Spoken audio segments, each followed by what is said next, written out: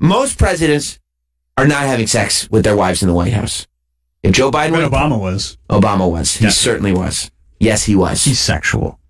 It's weird. You kind of sound like, just an Obama fan. Like, you kind of sound like you're writing fanfic when you're talking about Obama like that. No, I just think he was sexual. Why? He never came across as sexual. No. Like, Joe Biden comes across as sexual in everything he does. He's licking ice cream cones, and you're like, I know what he's thinking about. Joe Biden loves 2 cones. 2 cones. Exactly. You know what that's for. Fucking? Exactly. One for him, one for the lady. Sure. To get her in the mood. Sure. But Obama's never come across as sexual. I don't even know where you're getting that from. Hey, he's just got an energy about him. You're the only... You would think that if there's so much stuff that we've seen, if there's anything underneath the surface for Joe Biden, that stuff would have come out. Even the people that are coming out now and accusing him of things, it's all just stuff that we saw on TV. It's pressing foreheads, it's Eskimo kissing, it's rubbing hair. It's all that. So there are no accusations that Joe Biden did anything behind the scenes. So maybe it is, There's no accusations that Tom Brady is going nuts in the locker room. It's just that when he gets happy and when he celebrates, he's just kissing people on the mouth because that's what he does. It's funny that you say, oh, he was raised that way. That's just the way it is. He's an older guy. Mm-hmm. You know what I mean? But if you're raised to, say the N-word, that's not okay. Well, I haven't heard him say that word. No, but I'm just saying, you can't. I didn't say it's appropriate. You can't be like, oh, that's just the way they were raised. But you got to stop. He should stop. I'll give you that. All I'm saying is it's an explanation as to why, not so much an excuse, right? It's an explanation. Honestly, I think Tom Brady should stop kissing dudes on the sidelines. Kissing anybody. No kissing. Just no more kissing on the mouth from Tom Brady or anybody else on the sidelines. And no more hair caressing and Eskimo kissing from Joe Biden. I think that would be fine. We don't need to see that leaking out into the public. Now, Jim, you were very selfish with your dry heaving or your puke, whatever happened. You could have done that. No. Did you dry heave? No, but I felt queasy. I texted Rob, and maybe a couple of pretzels, because I took pills this morning on an empty stomach, and maybe that might have been... That probably did it. Yeah, I never do that. I'm like, I'm upstairs, I'm like, what did I do different? Maybe that's it. So it's just something to put in my stomach. Just go home, dude. Huh? Just go home. You could go home. No, I don't need to go home. You just had to leave because you thought you were going to puke. Yeah. And you can't talk for 3 days. There's no shame in that. Yeah, if you take one day off, and I mean from the Comedy Cellar and everything, you take one day off of everything. Yeah. You didn't. I've seen you every morning. You did not take one day off. I know that's not true. Are you flying today or tomorrow? Tomorrow. Okay. If you take one day off, you might be able to come back stronger, but it's just if you take 0 days off, it's just going to be this cycle of not really that much better, not really that much better. You're extending it because you're exhausting yourself. Oh, maybe. Because you're putting so much energy. Get some of them pretzels, though. If we have Pretzel Boys coming down here. My stomach might help. All about the Pretzel Boy. Pretzel Boy. We're trying to figure out Joe Biden. I know. We're trying to figure him out. Although, Scott in Illinois. Hey, Sam. Hey, man. When did this become the Ron and Fez show? What do you mean? I'm waiting for Jim to sit over there in the corner and say, cookie? No. Cookie? Jim wasn't saying, buddy, you okay, buddy? Do you need to go home, buddy? No, it's I'm just having a little illness, sir. Jim is physically ill. Jim is physically ill, and we're trying to get him through. Are you sure it's just physically ill, or is it mentally? I do have both. Help I know. now. I can't answer that question and say truthfully one way or the other. Thanks, Rob. It's 22. 30 pretzels. Well, he's the pretzel boy. Thank you very much. Yeah. BOI. Whatever I don't eat, I'll sit on. See, that's the old Jim. Thank you, Scott. Let's go to Joe in Westchester. What's up, Joe? I don't want to bother the audience. Hey, what's up? Then why'd you talk with your mouth full of pretzel? I wouldn't worry about it. You don't think so? No, it's fine. Hello? Hey, Joe. Natural. Hey, what's going on, guys? Didn't you guys find it odd that for 8 years while he was vice president, nobody said anything about his creepy behavior? And now all of a sudden that he decides that, he's wavering on entering the race. Now he's the guy that basically sits under the bleachers. Everything has kind of changed in the last few years, though.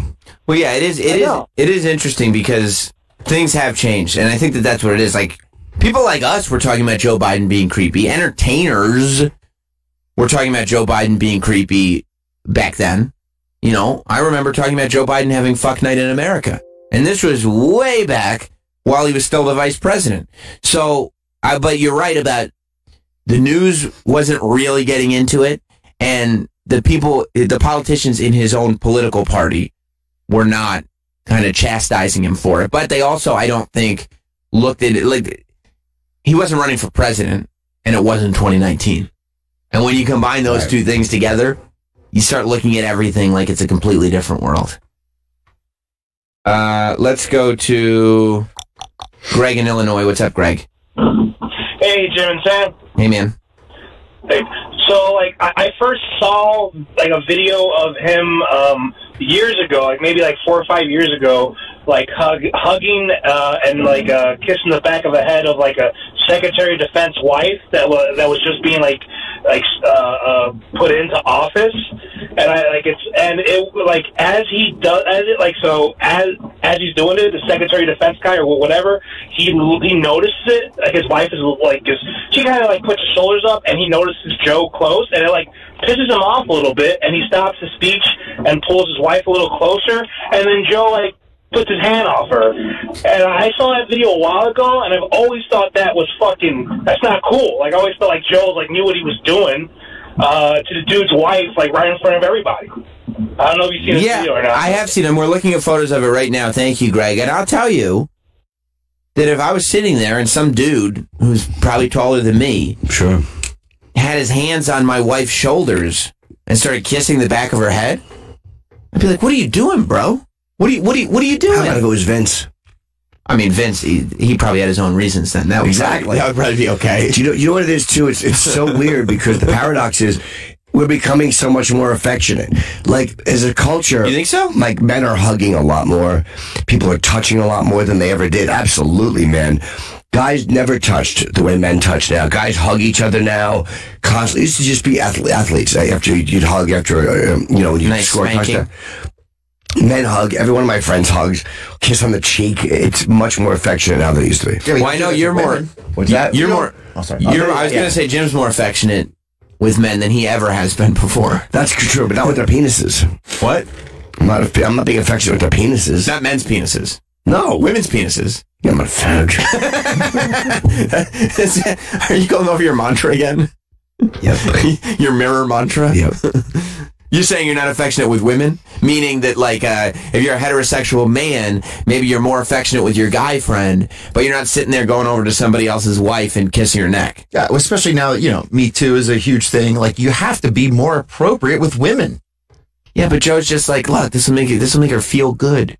I'm telling her, like, oh, I think you're great. I'm going to press my forehead against you and whisper sweet nothings in your ear. You're saying Joe's all about making them feel good. That's it. He's making women feel good. That girl in the photo, by the way, I think she came out yesterday and said that photo is totally misleading and that it's not a big deal. I'm going to tell you something right now. I'm looking at the photo. There's no way that photo is misleading. But she's saying it's not a big deal. She's saying that. I'm looking at it. It's a big deal. She can say whatever she wants. Are you mansplaining? I don't care. It's not a big deal to her. That's fine. That little lady doesn't think it's a big deal. Isn't that the only person that matters in this story? No, I'm creeped out when I look at it. Well, it's a creepy thing. I have to sit there and go... Is it jealousy? A little. Okay. I would like the opportunity to Eskimo kiss some chicks. No, you wish you were her. Yeah, that's what I'm saying. Yeah. You wish Joe was towering over you. You wish Joe had an ice cream cone for you. I would love to know what the sweet secrets are that Joe Biden whispers in your ear as he's pressing cheek to cheek. It's ice cream and fistfuls of cash. It's like, you want to get ice cream after this? What do you like? Vanilla. Like, are you coming on to me or are you actually asking for ice cream? I don't even know anymore. I don't even know. Yeah, I would love to know what the sweet secrets are. Look, I'm telling you, it's a creepy thing. Whether she's okay, if she's okay with it, that's fine. But if I'm going like, hey, you see what the president does when he's hanging out? Imagine he's like meeting world leaders, right? And there's like a world leader's wife, and he just starts kind of like pressing his fingers against their cheek, like it goes the back of the hand against the cheek. And he goes, "I'm just being affectionate. What do you? Yeah. What's the big deal? It's a lot." You know what I mean? I would respect that. Like, I'd get a kick out of it. I would love for it to happen, but I'd be sitting there going, I could see where there are those who would object to it. Be offended by it or something, yeah. Yeah. I'm not offended by much, but... No, I think Joe's just affection. He's an old guy. He's 76. He still fucks. He might still fuck, yeah. I think that there's no, he's virile, is the thing about Joe Biden. Meanwhile, you got Trump, who, as much as he's enjoying this Joe Biden thing, he's starting to have trouble with his words. Yep. Did you hear him last night try to say origin? Yeah. Like there is something going on, and it's not like he's dumb. It's not like he doesn't know how to say the word. There's some kind of brain blockage going on where that word can't get out.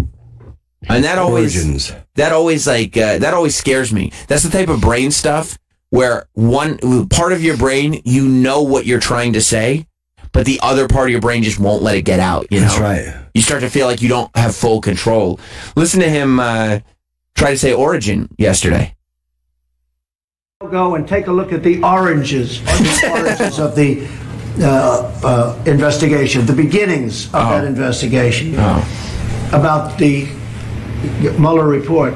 The Mueller report, I wish, covered the oranges. He said it again. That time, Is that his teeth? The second time, he was really trying. Is he having a hard time with his teeth? Origins, is that his teeth? Orange. Maybe that N needs to hit the middle of the word, because otherwise, maybe actually origins. Maybe. Watch the way he says it. It looks like it's a mouth thing. Maybe it's hard to keep the teeth in if you end with an N. Does that make sense? Yeah, I don't know. Hope they now go and take a look at the oranges of the investigation, the beginnings of that investigation, about the Mueller report. The Mueller report, I wish, covered the oranges, how it started, the beginnings of the investigation. He keeps defining the word because he knows he's saying, because he's trying to. And the second time, there's 3 times he says it in that clip. The second time he said origin. He knows the word. Trying to make himself say it now because he knows he fucked it up. He wants to prove he knows the word. But then he said oranges again. Yes, he did. He said orange, like the fruit. Yeah. It's like a brain fart. It's not a brain fart, though, because he's actively trying to say origin, and he can't. A brain fart is when you go like, oh, that's not what I meant. Like, you just kind of think of the wrong thing. He is thinking of the word origin, but instead, no matter how hard he tries, like Porky Pig. Like the hole in the wall. Yeah. You know? That's why he goes like, oranges, the beginning, the first part. When you start to define the word, that's when you realize I can't say this word. I can't get it out of my face. I don't know. I've lost confidence in my ability to say it. Yeah. I hope his brain's not fucked up. Yeah. Hopefully it's the teeth. Yeah, I hope it's the teeth. Because we've heard him have spells of dry mouth before. Yes, we have. Where it does sound like he's trying to suck those teeth back in. Yeah. You know, and I don't have any problem with that. No. The brain. My very large brain. Like he said, they were complimenting. Right. Do you think anybody's ever gone? He's a very large brain. That's not even how you determine intelligence. It's not like if the brain is physically larger, it will mean that you're smarter. You know, that's not. I don't think that's how that works. I think it's that first clip you had up there, Troy. That's what it said anyway. Yeah, it's gonna be a commercial. Yeah, that's okay. Yeah, the physical of the brain, it's how it's used, I think. It's the motion of the ocean, not the size of the boat. You don't think people compliment? Well, when that movie about Stephen Hawking came out, and everybody was talking about Stephen Hawking, has anybody ever said, you know what's great about Stephen Hawking? He's got feet. Yeah. Nobody's ever said he's got a huge brain. No. They go, he's smart, he's very, very intelligent, but they don't go, very large brain. Let's hear if we can get to it. Oh, here we go. Okay. Trump, and for Donald Trump's very, very large brain. A brain. Very, very large. And he's talking about himself in the third person. There is no getting around that. A brain. Did you hear him talking about wind power? No. And windmills? Oh my God, that's great. Is it still, that was from over the weekend. Yeah. If you look up Donald Trump, unless you have the email from maybe Monday. I think both clips should still be on your board. Oh, great. Let me find it on the sheet because I didn't know we were going to go here. Yeah, I don't think Rob took them off. That's great. Oranges. They're double down. I don't see the original That should be there. windmill clip. Unless you want to tell me. Eight Trump. 8 Trump. Oh, that must be on a different sheet or something. Okay, let me just find it here. This is Trump. He did an amazing rally over the weekend. Just the stuff he's saying now. And I feel like now he's gaining a lot of confidence in the fact that the Democrats don't seem to have anybody really. And he won. And he fucking won with the whole Mueller thing. He won with the Mueller thing. He's looking around. He's like, they're already attacking Biden for me. I mean, young Rob was able to put a compelling argument against Beto, so that doesn't seem to be much of a threat. Right. So he's back to giving his rallies where he's just saying nutty shit. And this is what he said over the weekend. If Hillary got in, you wouldn't have that stat, I can tell you right now. You'd be doing windmills. And if it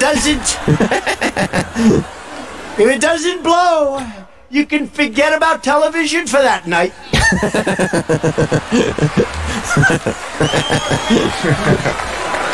Darling, I want to watch television. I'm sorry.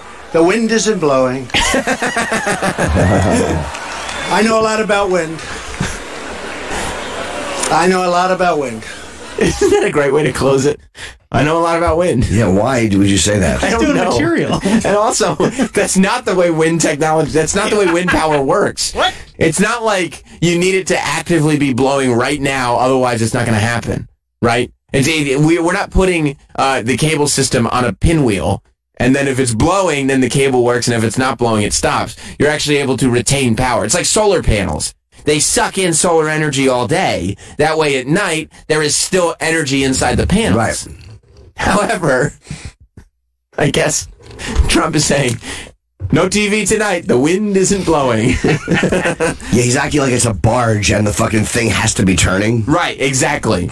And then yesterday, he doubled down on it. Yesterday, he doubled down on windmills. Is he pro-windmill? He's anti-windmill. And I don't know why he's still campaigning against Hillary Clinton. It's been years. But I guess he must have just heard. Because this is the exact same argument. And I remember when he did it, way before he was in politics. He was on Celebrity Apprentice. And I sat there watching Celebrity Apprentice. I think I've told this before. But he was sitting in front of all the celebrities. It was the beginning of an episode. And they're in New York City. And all the celebrities are there just being forced to listen to him. And he starts the show. They're on the roof of one of the Trump buildings in New York in the winter. It's cold, right? He starts the show. He goes like this. Hey, man, we're all cold today, aren't we? And then all the celebrities were like, yeah. And then he looks at him and he goes, yeah, so I wonder what happened to global warming. Right. And you're just going like, what? How, at this point, are we still making the argument that if global warming is such a thing, why are there cold days? There'd be never cold days if global warming is true.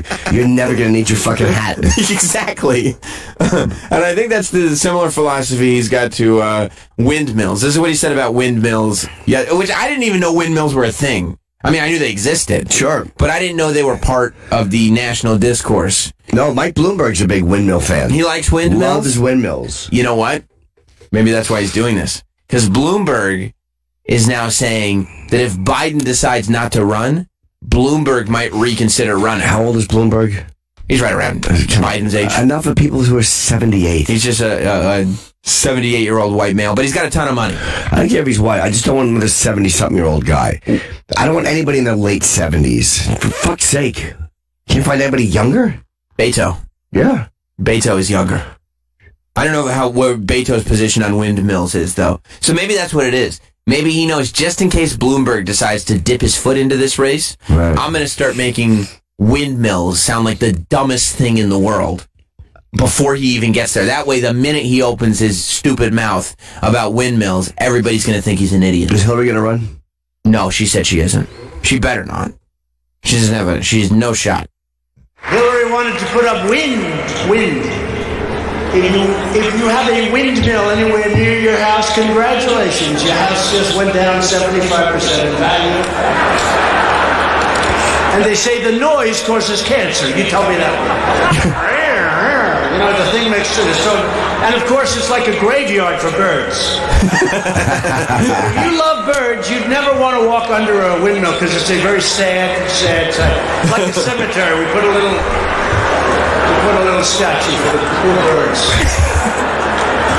It's true. Travis is right. It's windmill material. He is literally doing a windmill hunk for Netflix. He sat at home. He's probably watching Fox and Friends. He's sitting up in his bed, and he's writing down windmill jokes. And he's saying, oh, yeah, that's fun. Oh, windmill. And he's just writing. He loves the sound. You noticed he did it at both speeches? Yep. He also, over the weekend, had an amazing take on the Great Lakes. You know, I guess was he in Michigan, Travis? Where was he? Yeah, I believe so. Okay, so Michigan, I guess, very prideful of the Great Lakes, right? Yep. You know, so Trump wanted to relate to the people. I support the Great Lakes. Isn't it about time we had a president who supported the Great Lakes? Yeah, this anti-Great Lakes shit has got to stop. It's a too much. The liberals want to fill in those lakes and put immigrants on them. What is there to support? The Great Lakes. It's a body of water. He's a big supporter of it. He loves them. A lot of people want to do away with the Great Lakes. A lot of people hate those lakes. They hate them. Yeah.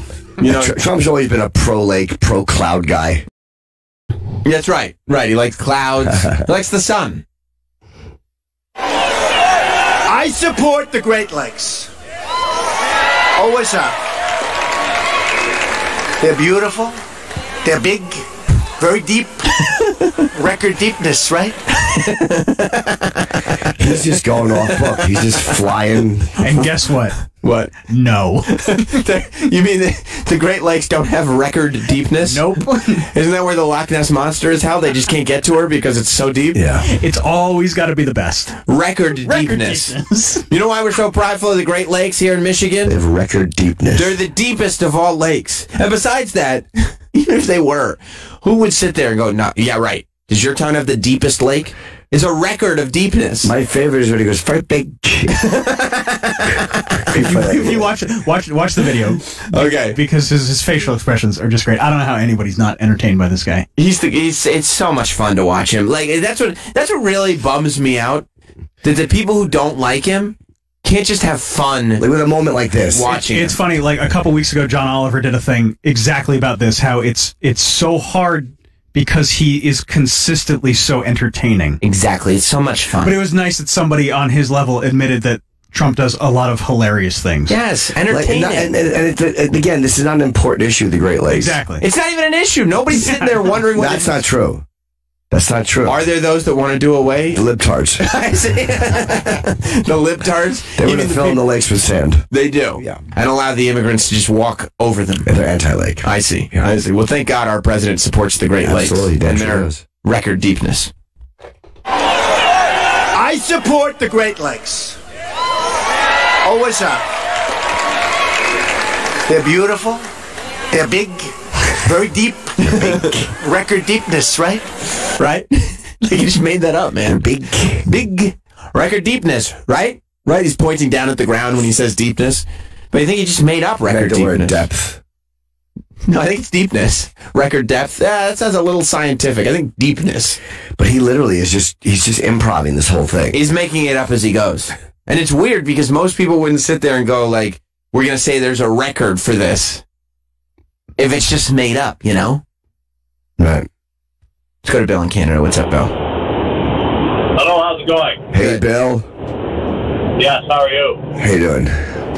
Hey, Sam, you're terribly wrong. Windmills and solar panels do not store hydro. They generate hydro. If you have batteries, you can store hydro. Oh, well, yeah, so you could have batteries in your solar panels. You could, but they don't. So you're telling me that the people who use solar energy, their power just runs out at night? Yeah, unless they got batteries to store it in. Yeah. You were saying that if they store hydro, they don't. That's right, Bill. He was. I was going to correct him, but I'm just too ill. Throw a couple. I don't even know what this hydro is, but throw a couple batteries in there, and we should be good. Travis, should we take a break? Okay. For our guest? Yeah, it's fine. He's got to be out at 8:30. We can just take a break then. Is he here? Okay. Yeah, he's right outside. Yes. Well, we have Elias from the WWE here. I'm very, very excited. It's WrestleMania week. Yeah. I've been downing emergency to make sure that whatever sickness that Jim has. You have a little treat for yourself? I don't get. No, it's not a treat. There's nothing treatful about it. I just don't want to get down with the sickness. I see what you did there. Elias is here. He's going to be the special musical guest of WrestleMania this Sunday, which is very, very exciting. Jim, you've never met Elias before. I have not, no. He's a big man. He's musically talented. He's an athlete. He's incredible. Here he is. Look at the glittery scarf on this early in the morning. Elias, hello. He comes prepared. I made it. Yeah. Great. I'm coming up to the desk here. Great intro. Thank you very much. Of course. I like walking into that. Yeah. Well, welcome, man. So, when you do you have to have? I see you got your scarves on your wrists. All my accessories. That's right. The scarves, the bracelets, the bandanas. I got it. Do you have to buy them in bulk? Just in case they tear or anything, or do they survive pretty well? They do pretty well. They hold up pretty well, but I kind of spot shop. You know, if I see something, I'm in Paris or something like that, and I see a bracelet I want, I'll go grab it, or wherever I'm traveling through, if I see a cool scarf, I'll just pick it up. I guess you have that creative freedom. Like, you can show up with kind of whatever scarf you want. Have there been any scarves that you show up with and they go, you can't walk to the rain wearing that? So far, no. There you go. I kind of can wear whatever, and they've been okay with it, right? What kind of music do you play? Personally, I love to play like blues / country. Nice to meet you, by the way. Nice to meet you. Yeah. Blues country, that's kind of my vibe there. I guess like Johnny Cash, Bruce Springsteen, I like that kind of stuff. Yeah. Did you, because you're like the musician bad guy wrestler character is something that's been done for years, and lots of people have done it successfully. But I was thinking about it, and I think that you're the only one that could actually play. Like, the role has always been, I'm going to pretend like I'm a musician, and we all know that you're not, and that's why we're booing. You're kind of the only one that walks up there with the guitar and just plays and sings. And yes, thank you for pointing that out, by the way, letting the world know that.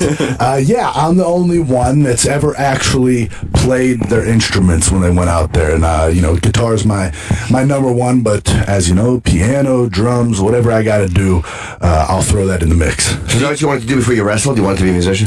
No, I just wanted to be a wrestler, actually. And then music just kind of came along throughout my life, so I get to blend them both as I do this. Yeah. So you always wanted to be a wrestler? Yeah, I was always wrestling, for sure, man. I heard you were not big in high school. You know who told me that? Pat McAfee. Pat loves to bring that up. Yeah. He said you were, because Elias, for those that can't see right now, he's a giant of a man. He's got big arm, big everything. Thank you, large fellow, large guy. Yeah, I was a skinnier kid. I probably was maybe 170, 165 pounds when I graduated. I was like playing baseball all the time, always running around, that kind of thing. But when I decided wrestling's what it's going to be, it was, eat a lot of food, lift a lot of weights, try and get in the best shape you can. And that's kind of what I follow all the time now. How long did it take you to actually feel like, okay, I'm a big dude now? Jeez, man. I still don't feel like I'm big enough. I got to get bigger, actually. Yeah. Because you hang out with giant people. That's true. Right. Some of these guys, I'm a big guy to normal people. But, to the guys I'm in now, I might just be right in the mix. Yeah, do you ever get frustrated when you're sitting there and people are watching on TV, and because you're paired up with guys that are equally as big, they're not sitting there going, these are just normal-sized dudes. Yeah, for sure. A lot of times what I find is if people see me in real life, if they're blessed enough to see me in person, they go, wow, you're a lot bigger in real life than I thought you would be. So when you I guess realize that music is going to be a big part, do you present the fact that you can perform music to WWE and go, this is something I can do? So it actually kind of started, I was having a conversation with the legendary Dusty Rhodes. I was just talking to him about my life and who I am and whatnot.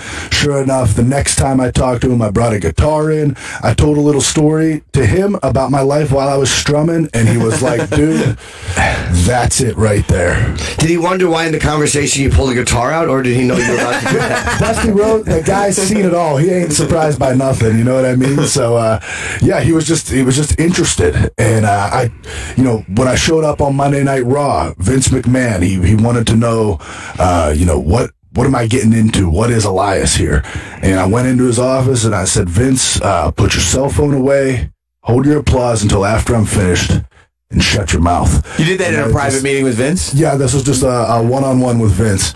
And sure enough, I played him a song, and he said, oh, yeah, this is going to be good. That's pretty gutsy, because if it works, it's like you have this vision, and of course it worked. You got to show some balls and go in there. Yeah. But if it doesn't work, it might be the dumbest thing you've ever done. Sure. Right? Yeah, no, but I had the confidence that it would be good. Yeah, and so did he. So what is it more nerve-wracking to play guitar for somebody like Dusty Rhodes or Vince McMahon when you're trying to prove what I can do? Yeah. Or is it nerve-wracking when you get in front of a stadium full of people that are there to see a wrestling show and you bust out the guitar? That's a great question. Yeah, I guess in the one-on-one scenario, it's a lot more just so personal that it's... I don't know, because now at this point, man, all the arenas and the crowds that I've played in front of, that's just natural. You know what I mean? Because there's one guy, if he looks at his watch or he yawns, you're like, oh, fuck. You have to notice it. You can't not notice it. Exactly. I guess that's like on those pressure. Yeah, that's like on those talent shows where you watch them try to have stand-ups perform in front of two people. Yeah. And you're like, wait, you're just having a stand-up? Just do a show in front of a judge's table? You got to cut your teeth in all different ways, right? Yeah. So doing it in front of a couple of people is a lot harder than doing it in front of 500 or 1,000 or more. Yeah. It is too personal. Yeah. And I guess the freedom, too, of being a villain is that if you screw up in front of an arena full of people and they start booing you, you're still ahead of the game. You're still doing fine. Oh, it don't matter. It don't matter to me. It doesn't matter. Of course, right? Yeah, I've never screwed up. Right? I just go with it. It is what it is. It's all how it's supposed to be done. Yeah. So, do you find yourself going like, okay, like, I want to be a musician. I want to be taken more seriously for my music. Do you find yourself going, I feel like I'm playing more music than I'm wrestling? Or do you feel like you found the comfortable medium? I go back and forth between that. Sometimes I'm like, okay, this is right where I would be, and it's where I'm, for instance, like, I'm playing my music and doing that, but I'm also feuding with Seth Rollins or something like that. I'm like, okay, that's where I should be. Now, because I've always wanted to be a wrestler, so that's what I love to do, you know what I mean? And the music thing is just like a passion that I have as well. So that's my ideal scenario. When I get to perform, it's equally as fun. It's just I also love the wrestling. Do you play when you're not wrestling? Do you like just go out and do shows? No. It's everything's WWE. My entire existence is WWE, man. So, I mean, I've rebranded the company. If you haven't heard that, WWE stands for Walk with Elias. Oh, that's nice. Yeah, it's all. I hadn't heard that, but that makes sense. Yeah, right. You get it now. Yeah, of course. I don't know. It's just so weird for me to see people who can do more than one thing well. Because I go, like, I can't do anything well. Okay. So I sit there, like, I feel like if I had the ability to do any type of music, for example, I would want to show the whole world I'm like the greatest musician ever. I don't just focus on the music, look how good I am at doing this, because this is a thing that you can't do. That's not enough for me. Right. I got to show them I'm the best musician in the world and the best wrestler, I got to just show it all. I see. I guess that makes sense. Well, musicians got to be good too, because most of them don't play music. Like, they're all wrestlers, so the fact that you could do something that almost none of them can do. Oh, I guess that's true. Well, within WWE, I'm absolutely the greatest musician. I'm talking on a worldwide scale, Right. Do you look at musicians and actually go like, if I were just a musician, I think I'd be better than that person? Well, I've seen concerts and things like that, and I'm like, you know what? Like, geez, I should throw this out there. I shouldn't throw the names out there of who I just recently saw, and I was like, you know what? I'm better than them. Elias is better than this. Well, you should. We give you an honest. Who did you see? I saw Mumford & Sons. You're better than Mumford. I think so. Yeah, I think so. I would agree with that. I think that's fair enough, right? Yeah. That's also one of those things that I feel like a lot of wrestlers are sitting there going, "What's life going to be like after wrestling? Your body can only go for so long, and at some point you have to figure out, okay, the physicality just isn't going to happen anymore." You can kind of play guitar forever, right? I would love to. I guess as long as my hands and brain work, I should be able to, right? So that'd be a fantastic thing to follow up wrestling with. So you're the musical guest for WrestleMania this year. Headlining musical act. As the headliner, we'll just leave it at that. The headlining musical act. I mean, Joan Jett is going to be there performing too, but you are exactly the headlining musical act. Yeah. Why Joan Jett? Is she playing? Does she tie in somehow? She's playing Ronda Rousey out. Oh, she is. Yes. Oh, that's right. Her song. She does bad reputation. Sure. I was the same way. I was like, when they were just like, Joan Jett's going to be at WrestleMania, I was like, yeah? It was like Conor McGregor had Sinead O'Connor sing the national anthem once when he walked. Right. I understand that. It makes sense. It's a tie-in. But do you go, well, I'd like to have a match at WrestleMania. Yeah, and one day, of course, that is absolutely on the agenda. But right now, to be kind of given this opportunity, WWE hiring me to be their headlining musical act. Yeah, man, I mean, it's going to be awesome. MetLife Stadium, 80,000 plus people coming out to see the Elias concert. It's going to be good. when you have an opportunity like you've got, right, where you're one of you're the headlining musical act of WrestleMania. Thank you. But you get segments every week on TV. Clearly, the act is working in the sense that you get big crowd reactions every time you go out. Like, everything is going well, and the company's behind it. Yep. Is there that thing inside of you that goes like, oh my God, I'm going to do something to screw this up. Oh my God, this is all going to end. Well, I try to be prepared for like any and all situations they throw at me, right? Whatever segment it might be on television or whatever it might be in front of the crowd, I just try to make the best of whatever comes my way. As long as I'm doing that, man, if I screw up, if I mess up, you know what?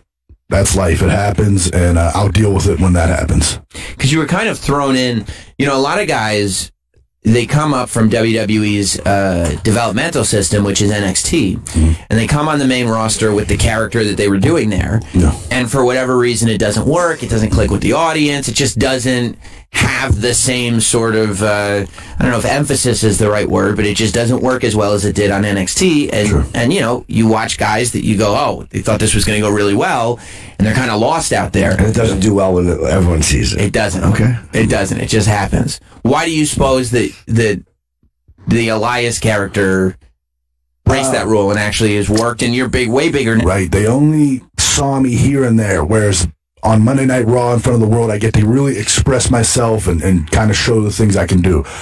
Secondly, from a character standpoint, it was like a natural evolution, right? I was the drifter in NXT, kind of this, traveling musician, more or less. And then here I am, I landed on Monday Night Raw. Now you're a rock star. Now I'm a rock star. Right. And, it's the spotlight. It's bigger. This is what it should be. So, those two things and just an incredible will to succeed on my own part has made me that. Do you prefer singing about songs about towns and why they suck or why they're great? Because you've gone back and forth. Good guy Elias goes out there and he's like, oh, I love this town and here's a song about it. And then one week you just show up and you're like, wait, I just remembered. Hold on. Yeah, I got to stop you real quick. Yeah, please do. I would love for you to go back and find me saying, I love this town, let me sing a song about it. That's not the case. Now, if you're referring to I don't think you're going to find one of those. Now, if you're referring to this like short time span where I was perceived as a good guy. Sure, people were cheering. On TV. Well, people cheer, people love Elias. Good, bad, no matter what you want to label it as. Oh, I see. But that was just a test. I was just testing people, okay? I was going to say, you know what? If I'm not so mean for a little while, do you give me all the respect and admiration that I deserve? I see. And they let me down, so I said, you know what? Nope. Forget it. Forget it. I'm done being a nice guy. Right. I'm back to telling you how much your town sucks. Exactly. I see. That makes sense. Isn't it fun to say that to people? It's the best. Isn't it fun? It's the best. To tell them how shitty they are, how awful the place they live in is. It really is great. It is. You should see how mad people get when a guy goes up there, he's got a guitar, and he starts singing about how bad their football team is. Oh, they hate it. They just really trigger a lot of people with certain things. It's got to feel good, too, when you go up there, especially because you know that on some level they love you. When you can figure out how to make those people when you go out there and they're cheering you, and then you actually get them to boo you based on what you're saying, that's got to feel amazing. Sure, yeah. Well, I'm just, I just play with the crowd, right? I would take them up or down, whatever I got to do. But do you remember the incident in Seattle by chance? Of course. Okay, that was like such a moment where I wasn't even saying anything for maybe 6 or 7 minutes, and they're just nonstop screaming, booing as loud as they can with all of their heart, and I'm just sitting there. What was it? It was like one line that you started with, right? That just stopped everybody in their tracks? Yes, it didn't make sense. It didn't make sense for there to be a basketball team in Seattle. Right. So, and for whatever reason, they must be diehard, classic Supersonic fans or something. So when something like that happens, right, and they go like, oh my God, listen to this reaction. Yeah. You just have to know, because it's not like they tell you, okay, you're going to go out there, you're going to insult the town and say they shouldn't have a basketball team, and then they're going to boo you for 6 minutes. Like that would be the most insane wishful thinking in the world. No. Do you just have to go, I'm just going to sit in this for as long as humanly possible and trust that the production people in the back are just slowing everything down and allowing this to happen? Well, yes and no. That's a tough balance. You know what I mean? That crowd was just so overwhelming, so powerful that it's like, I'm not even going to try to power through this. You know what I mean? Because theoretically, you're not supposed to go 6 minutes in that moment. No, yeah, and I get yelled at all the time for how much time I take up on television, but in the end, they know it is good television. Right. So, it's like that balance right there. You get yelled at for taking too much time, and then the next week, they're like, okay, we got you in this segment, and that segment, and this segment over here. The best, too, is when you get there, you find out, what do you guys have pride in? And then you're going to attack it. That's often a question I'll ask the locals, you know what I mean? Exactly. Don't you wish you could do that as a stand-up? Like that it wasn't, like you could go up there and just insult a town? Oh, it's just nothing better. Your team sucks. Because, it bothers people on a visceral level. I don't know why it bothers people when you insult their town or you insult their team, but people really get upset about that shit. Well, you grow up in the city and, you're just... everybody supports a certain cause and it's a good feeling and things like that, and then you have somebody come by and say everything you believed in is just garbage. They get upset. Especially when you're an outsider. You're way bigger than they are, right? Yeah. You got a sparkly scarf on. Mm-hmm. It's just everything is just, this guy is not the guy that should be telling me how to live and that everything I know. I mean, you remember Jim and I did a show that we won't say what the show was, but it was a show that was centered in a bar that needed help. And when we went in and the people realized that we were associated with that show and that it wasn't necessarily portraying their local bar in the best light, everybody in that place hated us. Yeah. They hated us. We walked back here like a little boo. Yeah. Woman yelled at us while we were shooting a wraparound segment or whatever it was. At the end, she fucking booed and yelled at us. It was like, what are you doing? And it's like but they felt like their local thing was being insulted by outsiders. It may be a total rat-infested dump, but it's our rat-infested. Exactly. Don't you dare bring that to light. You know what I mean? Yeah. It's like family. Like you sit around, like, insulting your family, and then some other guy goes, "Yeah, he sucks." Fat. Yeah. What? Why would you say that? Is that your favorite moment that you've had so far being in WWE, or was it? I mean, you've had a lot. Last year at WrestleMania. Yeah. If I remember correctly, you did your musical performance, and you were interrupted by John Cena. Is that correct? Right, yeah. That's huge. That was big, yeah. Now, the thing is, I stole Undertaker's moment. Right. And then, which is also, like, massive. Yes, right. And then John Cena kind of came and he took my moment. So, right. But, man, honestly, I've had so many amazing moments. The Seattle one just stands out because it was just a big television moment. But the live events I do and traveling overseas, some of these crowds, they're just so passionate. It's so fun to be in front of. How did John Cena interrupt you? Was that a mistake? He didn't realize you were playing? Yeah, I mean, it's probably that. I'm out there singing and playing, and he just randomly decides, okay, I'm going to go out there. By the time he's out there, it's too late. Right. You got to do something. So. Right. Yeah, you always wonder, why would they make this mistake? They put on John Cena's music. I'm playing right now. Why would you do this? Yeah. Do you sit there? So you grew up a wrestling fan, obviously. Yes. You wanted to be. Yeah. So do you sit there as a guy who grew up a wrestling fan after something like that and go, oh my God, when you run down this segment, it's Undertaker, John Cena, and Elias. That's what this segment was. Like, do you just kind of sit back at moments like that and go, Jesus Christ, this happened? I mean, I'm aware of it. I'm definitely aware of like where I'm at, what my career has done, the things and stuff I've seen, but it's so on to the next thing. You know what I mean? So it's like you do WrestleMania and man, whatever that'll be, awesome. But guess what? Monday Night Raw is the next night. Let's go do that. And then guess what? we're on the road again, and now we got 2 weeks in Europe or whatever it is. So I try to enjoy it just every second, even every second that I'm out there live and doing it, and take it in when I'm done, and then it's on to the next thing. Right. Then you're also always kind of thinking about what's now and also what's tomorrow. Absolutely. There's always a what's tomorrow. Yep. Do you work out more than 3 times a week? Yes. That's what I'm doing wrong. Yeah. Okay, I was trying. I was looking at the two of us. I was like, okay, that's... Yeah, and do you drink, like, soda and eat shitty McDonald's? I do not. No. I don't mess with that too much. Yeah. That's a little dietary tip. Okay. Yeah. Let me write that one down. Sure. That's another difference. Sam has been working out 3 times a week, though. Nice. I have, 3 times a week, 45 minutes at a clip, so... Oh, you know, man, yeah. I think pretty Great. soon you and I will be right along the same pose lines. off or something. I got you. No major dietary changes, but baby Well, you got to steps. start small. Exactly. Yeah, Exactly. You're doing the right things. Right. I mean, I'm sure, did you start small or did you just dive right into it? Like, I'm just going to start lifting weights and eating tremendous amounts of food. I mean, that is kind of a moment that I had right there, but I started small just as well. It was just back when I was a teenager. Right. Yeah. Now, what do you eat, right, to get all those calories? Can you eat whatever you want because No, definitely not. I mean, it's going to just sound so boring, but I eat a lot of chicken and steak, and I love sushi, so I'm big on sushi. Fruits, vegetables, trying to have like a well-rounded meal. See, it's just boring. Nobody wants to hear that. But I ate like a grilled chicken breast for dinner last night. Do you think I'm on the right track? Yeah, I mean, that's it, man. Sure. What else you need? Do you eat more than one a day? Yeah, for sure. Okay, all For right. sure. So, again, the small quantities. steps. You're doing great. Okay. That makes sense to me. How many grilled chicken breasts would you eat in a day? Maybe 3 to 4, something. That's just a portion of my day, for sure. And that's just...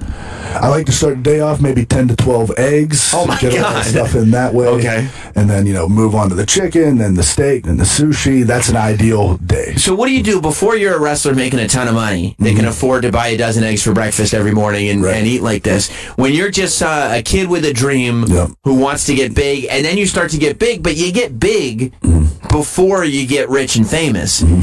How do you figure out how to afford, like, eating a week's worth of food every single day? Well, for me, I had like a side job, and I was pretty broke with it, right? So just doing what I had to do to get where I had to get. So that's so not fun to have a job and all your money just goes to breakfast. Food. Yeah, it just goes to food. Yeah, exactly. How do you eat the eggs?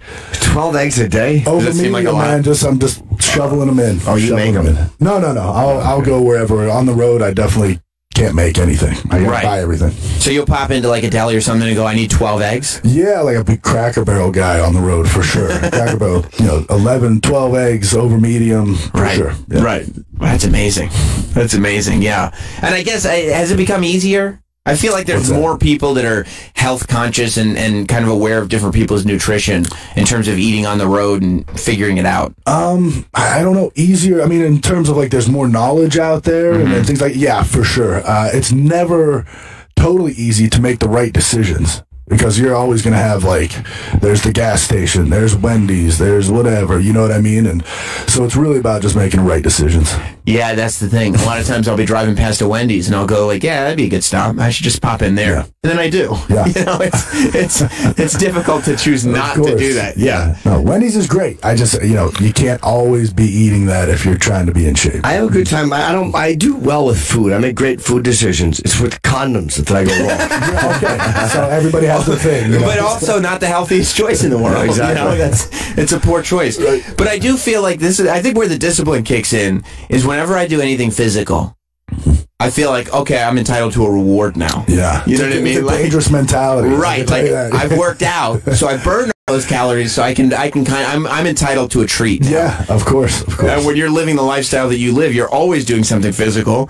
So if that's the mentality you have, you're going like, you're always treating yourself. Just treats for days, no problem. Sounds great. Right. It sounds great. Yeah. But it doesn't add up. Because if you get as big as you are, and then you start eating whatever you want, you get fat real quick, right? Oh yeah, absolutely. I have a feeling, if I let myself go for a week or 2 weeks or whatever it is, like, yeah, it would show for sure. You ever fantasize about that? Just going like, what if I just gave up and just allowed myself to become a big fat guy? Yes. Oh, all you the do. time. You think about that, Jim? Yes. Wouldn't it be great? Yeah. Yeah, of course. Just let go, man. No worries. Right. Yeah, you got it. Like, you think about those guys, like, that have movie roles where, I had to gain, like, 40 pounds for this movie role where I just had to be a fat guy. Yeah. Like, it sounds amazing. It sounds incredible. Maybe the next evolution of Elias will be, like, overweight Elias just kind of sitting on the stool and playing guitar. Yeah, once you get older, you can be a washed-up rock star. Yeah. And you got to be kind of fat then, right? It's kind of natural anyway, right? Yeah. Has anyone done that? Like a fat or dumpy, washed-up character? On purpose? I don't think so. No. Yeah, I think characters have become fat and dumpy and washed up, but I don't know if not on purpose. if they portrayed themselves. But I'd be into it. Who did you grow up watching, and liking? Man. I mean, Jake the Snake, Macho Man, Shawn Michaels, Bret Hart, Kurt Angle.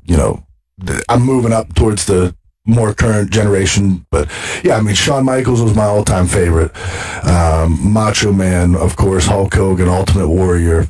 I can just list every wrestler if you'd like. Yeah, I liked all of them. Yeah, pretty much. Yeah, and honestly, I did. Those are my select few. You know what I mean? Like, I loved Eddie Guerrero, and so I'll keep going. Yeah, Did you do a bunch of wrestling before you got to WWE? I was an independent scene for maybe 4.5, 5 years. Oh, okay. Yeah, for sure. And the whole time I was trying to get to WWE. That was the whole reason for being.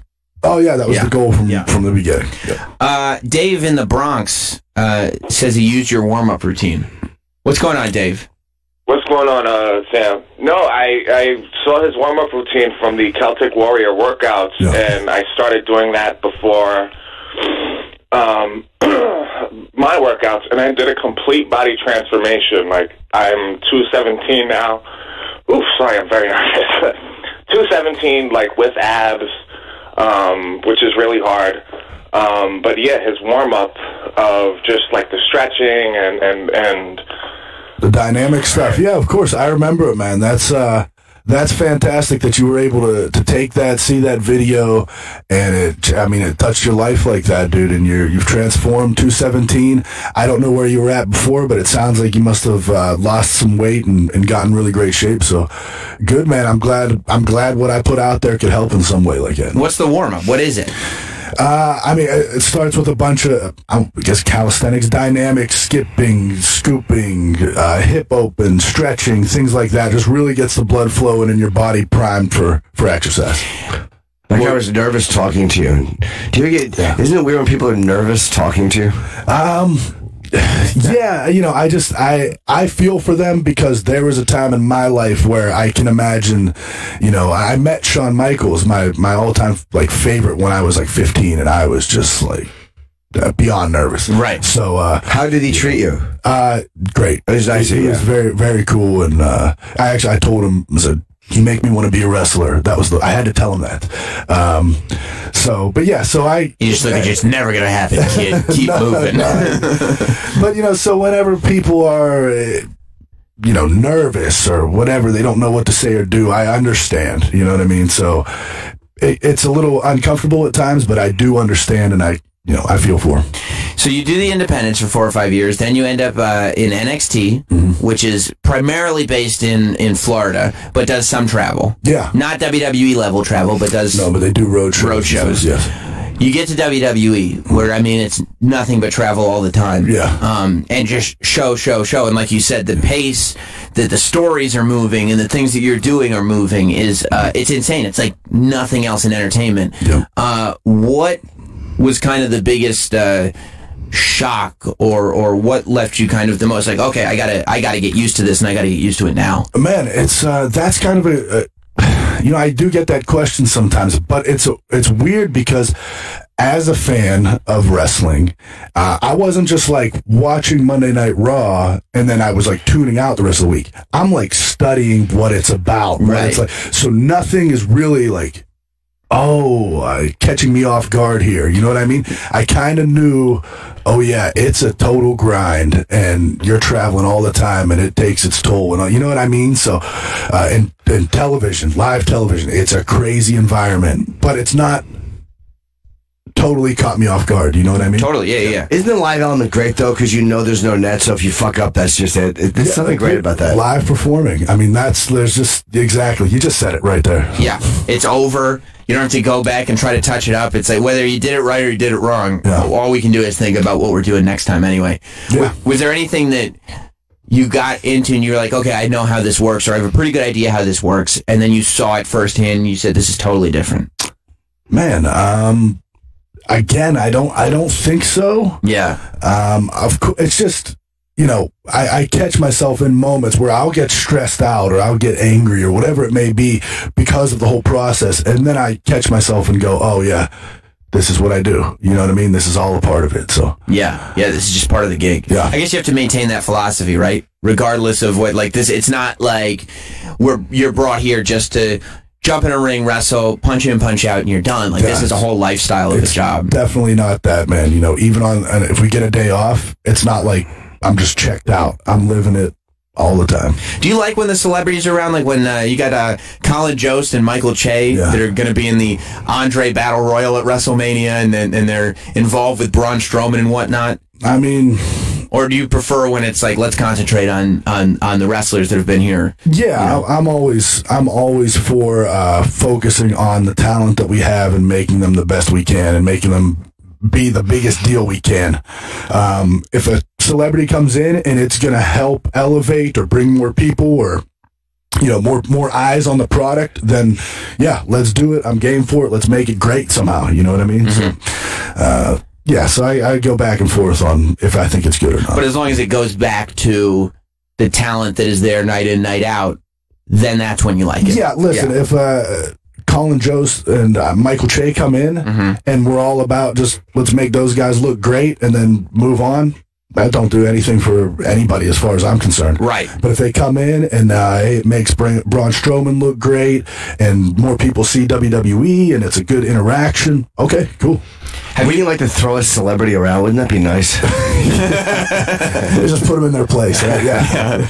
Bradley Cooper came in to promote A Star Is Born or something like that, and you just got to smash something over his face. No, I would love if he came in. Yeah. Now he's like playing guitar and singing and stuff, right? Right. That would be all right. You know what I don't like? That Bradley Cooper does that, right? And everybody's acting like he's a real singer now. Yeah. And I'm going, I don't see what's the difference between an actor who can, because it's not like he's this amazing singer-songwriter. He can pull off singing. I don't see what's the difference between an actor that can do that and a guy like Elias who's a wrestler that's been doing that this whole time. Nobody was making this big commotion. Well, you know, that is the stigma around WWE. You know what I mean? If it's on WWE TV, people are going to think it's just all, I don't know. It's a goof. Yeah, it's just all a goof, whatever. Yeah. But, you know, anybody that really knows the product, they know there's a lot of talent on that show, a lot of talent on our roster. And, you know, it's really unlike any other form of entertainment. Have you met anybody that's been like, I'm a huge fan of what you do, and you're like, what the hell, you? Yeah, Bruce Springsteen. No. Yes.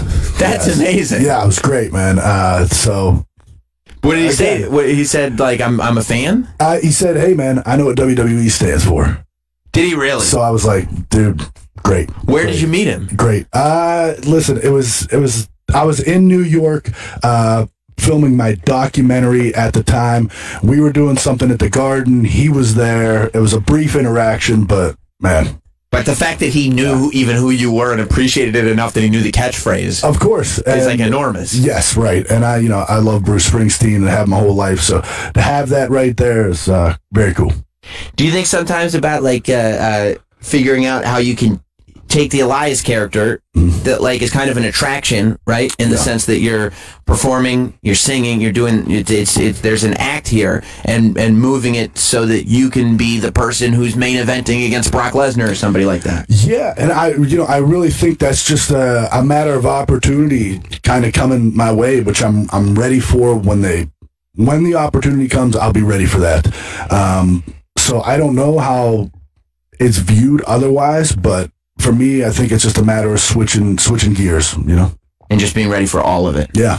Do you have nights where you're like, this went terribly, I shouldn't be doing this? Yeah.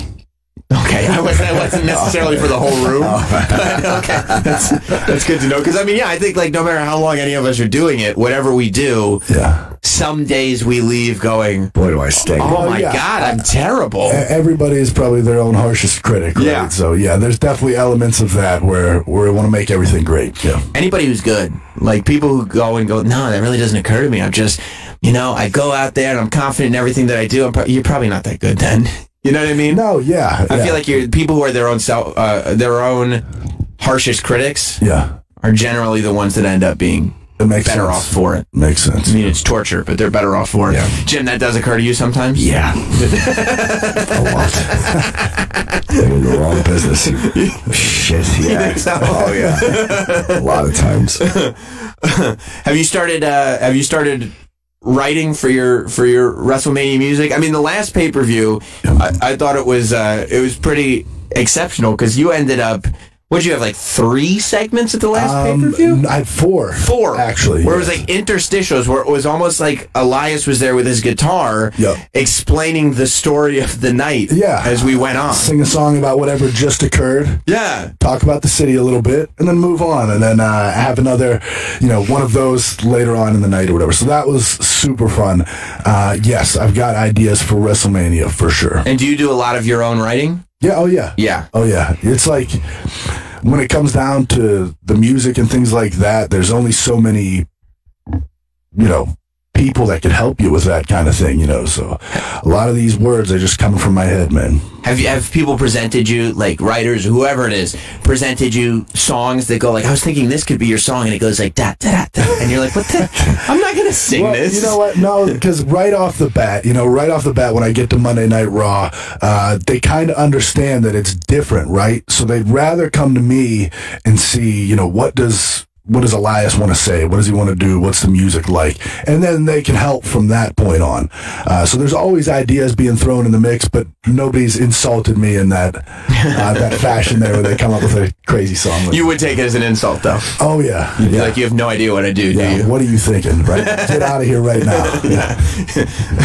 Who is your, if you could say, like, okay, we are going to do something, we're giving you a match at WrestleMania, Elias, who do you want the match to be with? Man, the guys that I messed with last year, John Cena, The Undertaker, just those guys are big time WrestleMania names, and at WrestleMania, that's where you want to be, right in the big time, right there. So that's it for sure. When you came on board and real quick started getting a lot of camera time and started getting your own segments and all this stuff, and it was going well, so you got more and more. Did you get side eyes from people that have been there a while and maybe weren't getting those opportunities, going, who's this guy? Where'd he come from, and who does he think he is? Not to my face, anyways. You know what I'm saying? I feel like everybody's kind of at least seen what Elias is, and the big thing is the crowd reactions, right? It's like almost, you can't deny that. So even if you're sitting there and you're going like, man, this guy's only been here 6 months or a year, and I've been here 5. It's hard to deny what you're seeing, you know what I mean? So, right. If it's working, it's working. Yeah, right. And I think everybody kind of understands that. And like I said, to my face, it's all been cool, but I wouldn't be surprised if it was otherwise. Jim, have you been convinced to start walking with Elias? Of course. Yeah. Yeah. It seems as soon as I walked in here, it's like, yes, I'm on board. I'm ready to walk with this dude right now, wherever. Well, WrestleMania, of course, happens Sunday, 7 p.m. 5 p.m. is when the kickoff show starts, Eastern time. 7 p.m. is when the granddaddy of them all starts on the WWE Network. It's going to be, I think there are a few tickets still available for MetLife Stadium. They just opened up. I think I got an email where they had opened up new. So check. I don't know for sure. Or it might have been one of those Ticketmaster like secondary market emails. I don't know. But check and find out, because WWE, we're at MetLife Stadium on Sunday. Of course, the Hall of Fame is at Barclays on Saturday. NXT TakeOver is Barclays on Friday. Raw and SmackDown next Monday and Tuesday at the Barclays. Get ready. It's a whole big thing. It's amazing. Well, I'm glad you're here, Elias. Thank you for coming by. Yeah. And good luck on Sunday, man. Thank you guys for having me. For sure. Man. We'll be right back. Think of us as herpes. Jim and Sam will be back before you know it.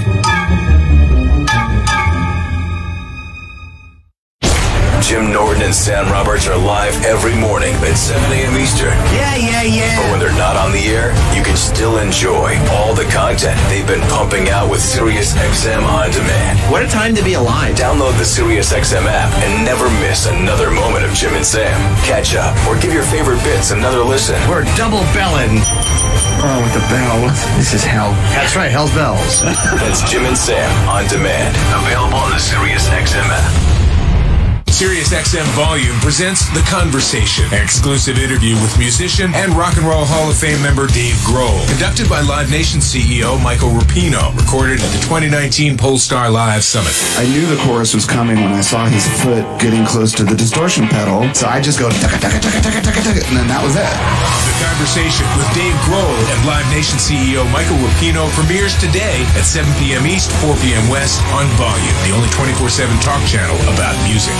How often do you think about your socks? Huh? Well, if you're like most people, probably not too often. But I recently discovered socks that changed the way I think about socks and the way I'll think about socks for the rest of my life. They're called Bombas. Bombas are the most comfortable socks in the history of feet. Made from premium cotton, Bombas stay warm in the winter and cool in the summer. Every pair comes with a built-in blister tab, innovative arch support, stay-up technology, and a seamless toe with many colors, lengths, patterns, and styles. Bombas look great in the gym, at the office, or just out on the town. Bombas are what feet daydream about, and for every purchase you make, Bombas donates a pair to a person in need. So keep cool, keep comfortable, and keep contributing with the best socks in the history of feet, Bombas. Buy your Bombas today at bombas.com/Teft and get 20% off your first order. That's Bombas, BOMBAS.com/Teft for 20% off your first purchase. Bombas.com/Teft. Bombas.com/Teft. Warning. If you're drowning in debt you can't afford, do not let the credit card companies trick you into thinking that you have to pay it all back,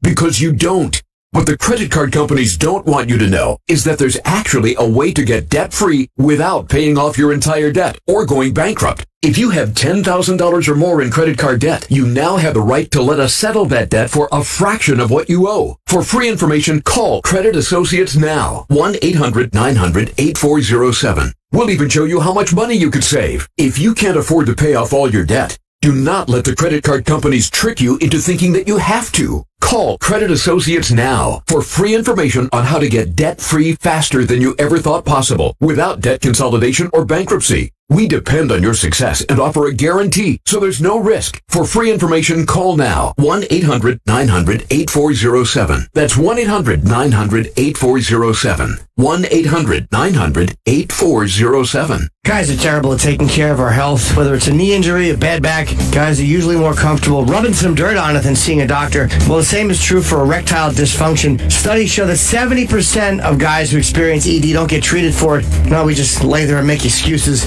Thankfully, Roman created an easy way to get checked out by a doctor and get treated for ED online. Roman's a one-stop shop where licensed U.S. physicians can diagnose ED and ship medication right to your door, which is better. I mean, with Roman, there's no waiting rooms, no awkward face-to-face conversations, humiliating trips to the pharmacy. You can handle everything really discreet online. All you gotta do is you fill out a dynamic online visit, you chat with the doctor, you get genuine medication delivered to your door in discreet, unmarked packaging. Erectile dysfunction is a problem.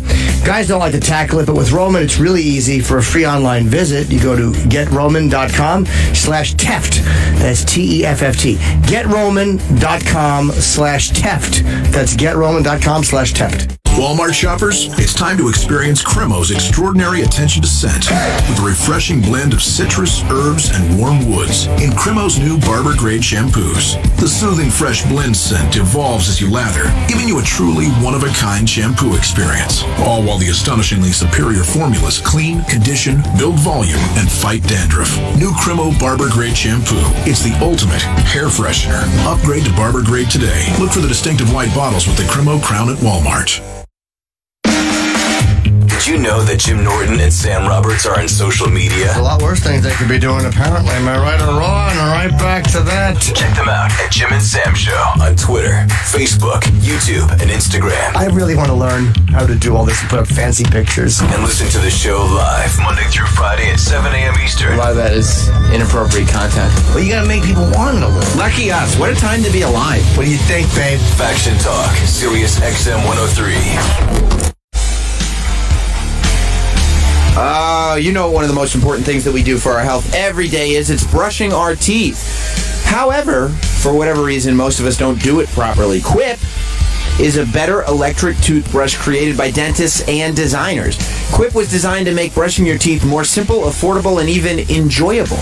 A built-in 2-minute timer pulses every 30 seconds to remind you when to switch sides, helping guide a full and even clean. Up to 90% of us don't brush for a full 2 minutes or don't clean evenly. A multi-use cover mounts to your mirror and unmounts to slide over your bristles for on-the-go brushing. This declutters your sink or cabinet and makes traveling with an electric toothbrush easier. Quip doesn't require a clunky charger, and it runs for 3 months on one charge. Brush heads are automatically delivered on a dentist-recommended schedule every 3 months for just $5. That's why you're going to love Quip and why they're backed by over 20,000 dental professionals. Quip starts at just $25, and if you go to getquip.com/Teft right now, you get your first refill pack for free with Quip Electric Toothbrush. That's your first refill pack free at getquip.com/TEFFT. Sirius XM, Channel 103. Faction Talk. What's more important than your feet? Nothing. Well, then tell me this. How come you never think about your socks? Don't worry about why, because you're about to. Why are you about to start thinking about your socks? Well, all because of Bombas. They're going to change the way you think about socks forever. Bombas are the most comfortable socks in the history of feet. They're made from premium cotton, so they stay warm in the winter and cool in the summer. Every pair of Bombas comes with a built-in blister tab, innovative arch support, stay-up technology, and a seamless toe. With many colors, patterns, lengths, styles, Bombas looks great in the gym, at the office, and out on the town. Bombas are what feet daydream about, and for every purchase you make, Bombas donates a pair to someone in need. So keep cool, keep comfortable, and keep contributing. With the best socks in the history of the feet, Bombas. Buy your Bombas today at bombas.com/Teft and get 20% off your first purchase. That's BOMBAS.com/Teft for 20% off your first purchase. Bombas.com/Teft. The Final Four is on Sirius XM. The dream has become reality. Michigan State, Virginia, Auburn, and Texas Tech remain from a field of 68.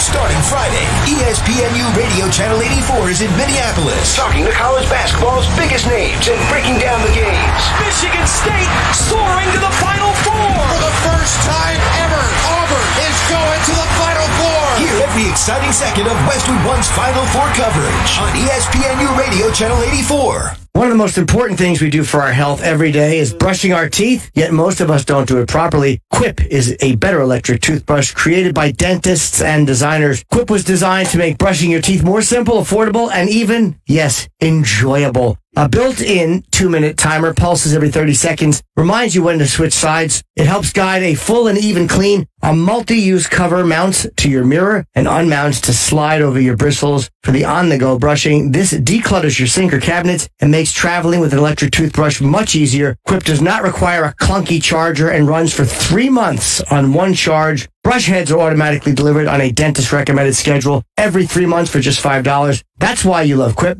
and why you're backed by over 20,000 dental professionals. Quip starts at just $25. And if you go to getquip.com/Teft right now, you get your first refill pack for free with a Quip electric toothbrush. That's your first refill pack free at getquip.com/Teft. Message and data rates may apply. Individual results may vary. Exclusions apply. But hey, I'm buying a huge flat screen TV so I can finally see it without my glasses. Why not just get LASIK at the LASIK Vision Institute? That's what I'm doing. My glasses and contacts are a pain. I'd love to finally get rid of these, but who can afford LASIK? You can. Because the LASIK Vision Institute is offering dramatically low prices and an absolutely free consultation. Just text CLEAR22 to 350350.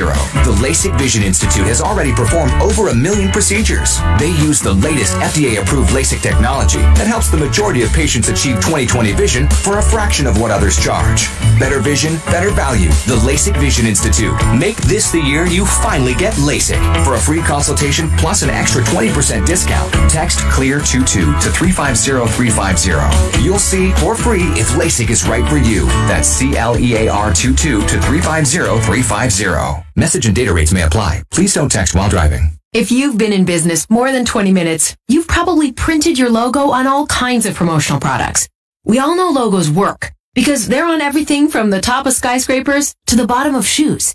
Ever wondered why or how to best use your logo to grow your business? Let us show you today for free. We're 4imprint, promotional product experts at your service. We're giving away the latest issue of Amplify, the digital magazine that reveals promotional product success stories absolutely free to everyone who texts UP22 to 88988. At 4imprint, we make your logo look perfect on thousands of promotional items. With our 100% guarantee, it'll be right the first time, on time, every time. Your free e-magazine will reveal invaluable insights that can attract new customers, build your brand, and grow your business.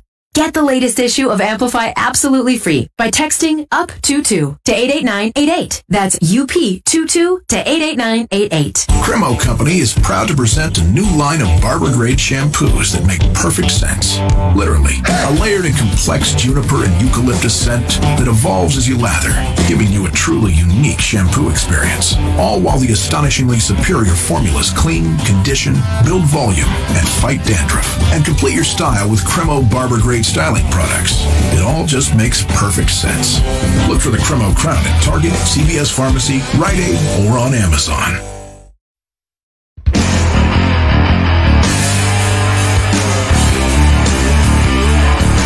What are you doing? You're not upgrading to Dish? Do it now. Upgrade to Dish. That way you can take your home TV anywhere.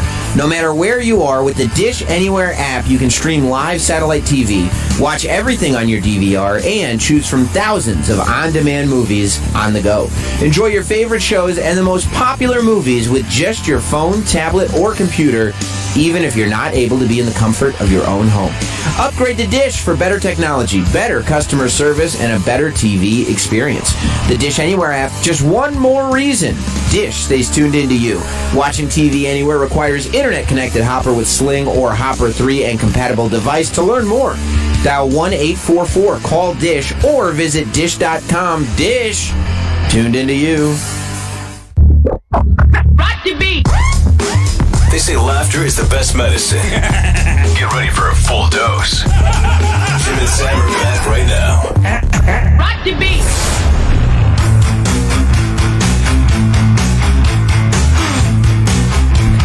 Welcome back.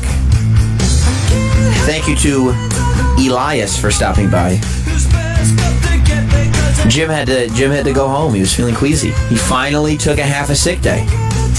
I think that that's the right move. You know, you go home, because otherwise you're just, these illnesses just stretch out forever. I've been slamming for the last, I'd say, 24 hours. As much emergency as I can handle.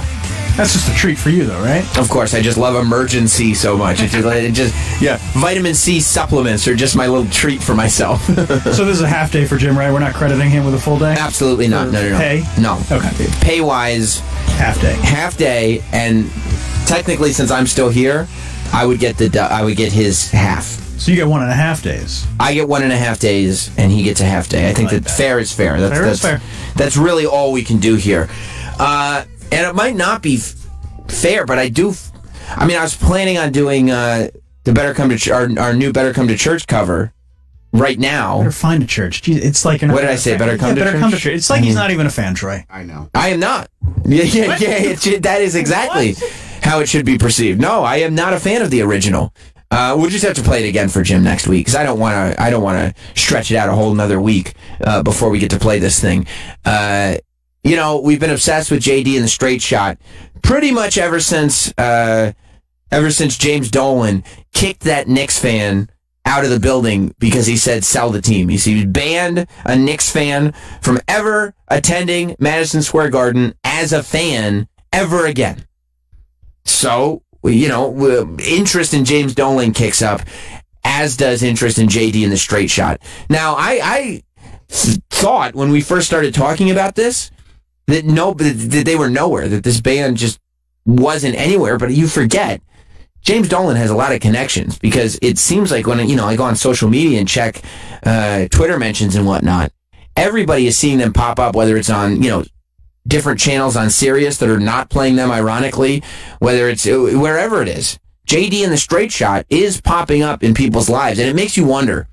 It's one of those things that you realize maybe JD and the Straight Shot has been around this whole time, and we just weren't paying attention. You sit there and you just take it for granted the whole time, and the minute that you put a spotlight on it, well, that's the minute that we're going to notice it every time. If we could familiarize everybody, do we have the original Better Find a Church? I'd like to play... Troy will have to play that. Sure. Yes, I'd like to play the original. Of course, JD, James Dolan, decided to take all of his New York sports money. He owns the Knicks, he owns the Rangers, he owns Madison Square Garden. And, he's like Elias. Elias wanted to be a wrestler, but he happens to be a great musician as well. I walk with JD. You walk with JD in the Straight Shot? Yeah. Okay, well, that's very insulting to poor Elias. He was just in here. He was a great guest. He was nice. Say I don't walk with Elias. You walk with both. If they're both on the sidewalk, I'm going to go walk with JD. All right. Okay, you got to make your choices in life. I respect you for making a choice. Yeah, at least I'm consistent. With JD and the Straight Shot. Yep. As far as JD and the Straight Shot goes, yes, Travis, you are nothing if not consistent. So JD decides it's not enough to be a team owner and an arena owner, and I think he owns the Forum in LA too. It's not enough to be a billionaire. I'm a musician, damn it. So let me hire a bunch of musicians to perform with me. And like we've said from the beginning, the musicians are good. The girl he has harmonizing with him, they're all good. It's JD. JD is what is going to bring down the Straight Shot, in my personal opinion. This is the song we became obsessed with, Better Find a Church. We're getting in there, everybody's heading in. Better find a church. Travis is moving to it in the other room. Better find it soon. Oh my God. Better search through the night by the light of a sinner's moon. I think it had been just enough time that it was starting to leave people's heads, and now it's right back. Yep, I'd agree with that, because it was in my head this weekend. But maybe like the last day or two, it's left. But just me saying, I think I'm going to do the JD and the Straight Shot thing after break, or when we get back from break. Right back. Yeah, you and Rob were both saying, now the song's in my head. Specifically the Faceplants version. That's the one that gets stuck in your head. That one gets stuck in my head. Well, I believe that Troy dubbed the Faceplants version very adequately, correctly, as what the song probably should have sounded like originally. The Faceplants decided to take the song and actually add musicianship to it. Yeah, they polished it. Yeah, they actually made it seem like some musicians were putting it together. And it really is incredible, because when JD sings it, the lyrics seem like a kid wrote it in crayon. But when the Faceplants sing it, it seems like it's a real song. Like, do you have the Faceplants version? Yeah. Yeah. So that's JD and the Straight Shot version. We had the Faceplants. So people became so obsessed with this song, they started sending in their covers. All of our musical associates with the show wanted to take a stab at being legends themselves. Because I think JD and the Straight Shot have kind of cemented their legendary status. Is that right, Travis? I would say so. Okay. Yeah. All right. So here is the Faceplants version of Better Find a Church. Dude, it's so catchy. It's so good. It's such a good job of it. Better find a church. It's like sung well. Better find it soon. I mean, they're both sung well. I would only half agree with what you just said. Different strokes? Pretty universal.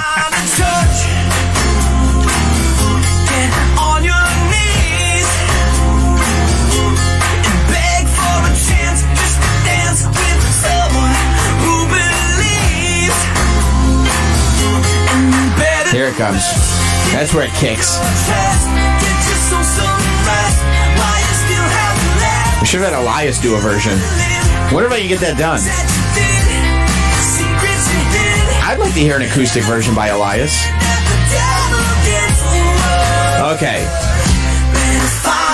So there's the face plants.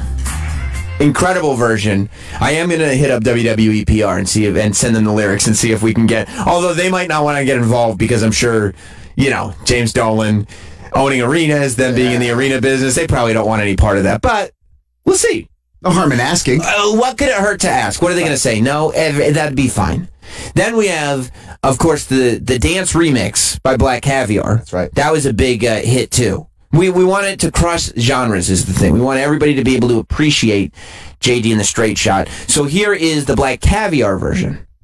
Better find the church. They kept the integrity of, they kept James Dolan as the vocalist. Better search through the night by the light of a sinner's moon. And you better confess.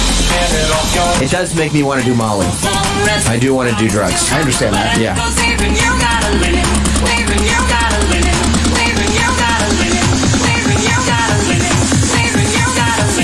With the things that you did, there it is. Now, Troy, as a founding member of Black Caviar, helped produce this song, of course. Were you insulted that JD and the Straight Shot retweeted the Face Plants version, but not the Black Caviar version? A little, yeah. Because I mean, it's a different interpretation, right? It wasn't. This isn't a negative, right? But why? You don't have to pick such clear favorites. You know what I mean? Yeah, it doesn't surprise me though. I mean, they seem like musical purists. I see. So, and you kind of say that as to say, we say purists, but we really mean snobs. Snobs, yeah. And it's like, everything they do is very organic instruments.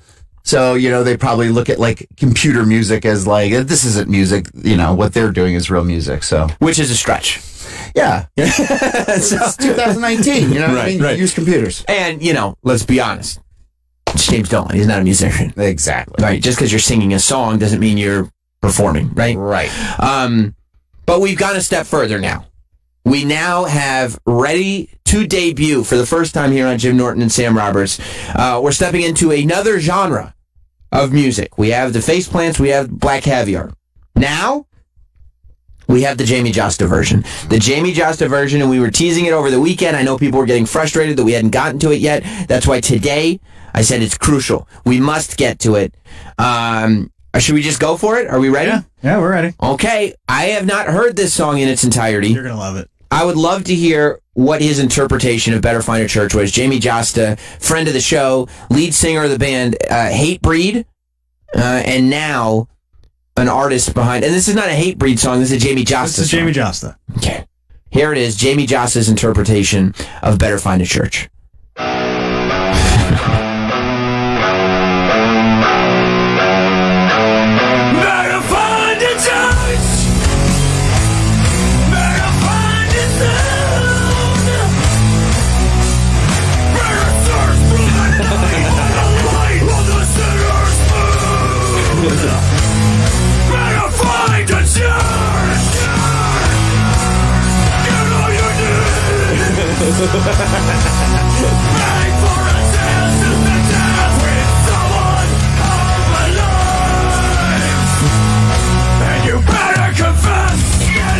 Oh yeah! Give yourself some rest while you still have one left. Cause even you gotta live with the things that you did.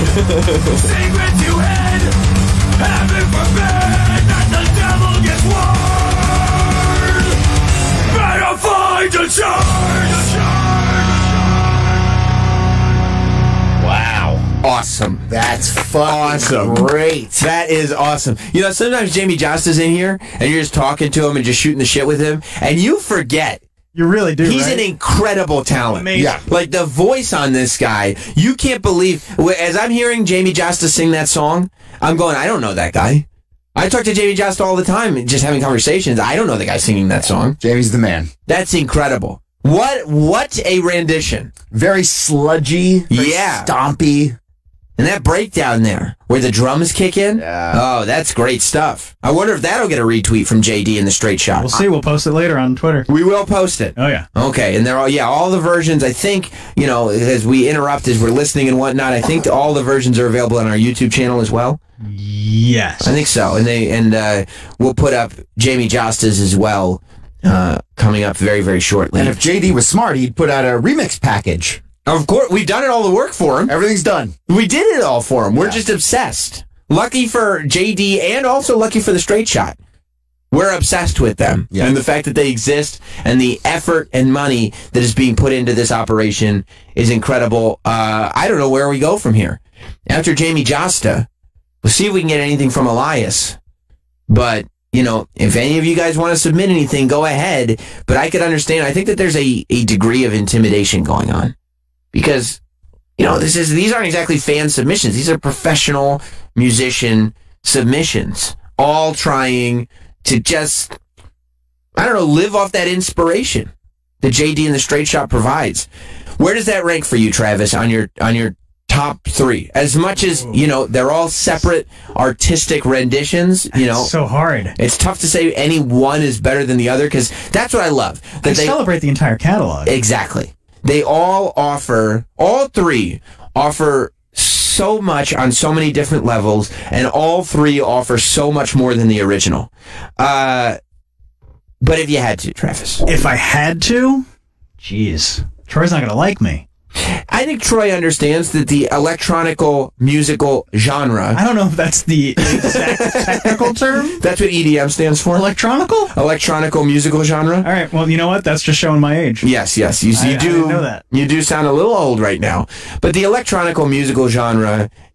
It's not everybody's cup of tea. Like, if you didn't vote Black Caviar as the number 1 or even the number 2, it might be because you're not in the club dancing, right? Yeah, I mean, I would have to put that at number 3, even though I really like it. But let's be honest, you grew up with metal, right? So maybe you have an affinity for it. I like, the punk rock, the rock and roll. Exactly. I think I would still put Faceplants on top, because I agree with Troy. That's the way that song should have been. You know what? I think written and recorded. I think that my ranking system looks a lot like yours. Yeah. And that's not because Black Caviar's is worse than or better or whatever. It's just genre-wise, you kind of have to put it there. I think that also Black Caviar was probably the furthest outside the box. Yeah. So, can I give you my your ranking? Yes. Yeah.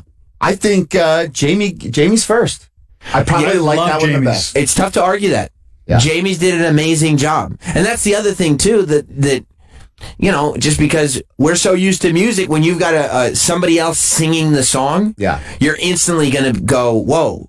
You know what I mean? There's somebody singing that song. Yeah. People haven't caught up with the electronical musical genre yet. Is that what the problem is? I think so. People are still catching on to it? In my opinion, people haven't quite caught up to where we are with. It's weird because it's been around for a long time. Well, it's been on the outskirts, It's like, I mean, what really has been trouble for that genre of music, the electronical genre, is the second Matrix. Oh. And how, EDM did destroy the Matrix trilogy. Mm. And that's tough. That's a tough hole to dig yourself out of. People saw the first Matrix, they got super excited. They go, I can't wait for the second and the third. They go for the second one, they go, I don't know about this. And then the rave scene kicks in, and they go, fuck this, Yeah. And that I think that hurt electronical music a lot. Yeah, is that where electronical music jumped the shark? I think so. And it's been digging its way out of that hole ever since, which is tough. Yeah. But you know what? You're a pioneer, Troy. Just doing the best I can. Yeah, well, you deserve a lot of credit and a lot of respect. I think it's funny that a band that Troy and I both probably saw, 20 years ago at local hardcore shows. Hatebreed? Yeah. Is now the lead singer is doing a cover of a stupid song on our stupid radio for our show. I think it's awesome. Hilarious. It's awesome. James in Texas has a bit of an observation. What's up, James? Yeah. Hey guys. I just noticed that the first part of the chorus has the same cadence as the Dukes of Hazzard theme. Huh. I can't unhear it now. I guessed, and then because I kind of also want to play the new hit single R.I.P. Harambe. Oh, yeah. Don't you think that do you think our guest would enjoy that? Do you think that we should do it with him? You know what? I think that's a good thing to do, yeah. Okay, then we'll take another break because we're a little bit behind today. We went a little bit late with Elias. We got a whole bunch of live reads. Jim Norton went home sick. He had to leave earlier on this morning, very quickly into the show, to go vomit. And he said the only thing that stopped him, he wanted to leave a couple times during the Elias interview, but he didn't want to be impolite. Which, if he had just gotten up in the middle of the Elias interview and thrown up in the garbage can, it would have been the greatest thing in the world. I mean, I don't think there's any beating that. But Jim will be in San Francisco this weekend. He does not miss gigs, if we've learned anything. So check him out in San Francisco this weekend.